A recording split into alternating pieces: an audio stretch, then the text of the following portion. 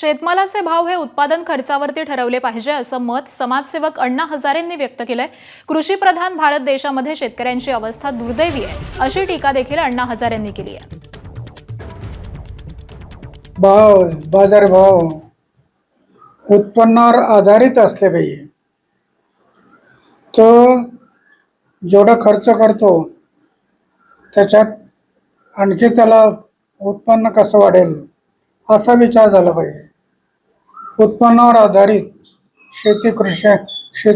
शेतीमालाचे भाव असे जर झाले तर शेतकरी अडचणीत येणार। एबीपी माझा, उघडा डोळे बघा नीट।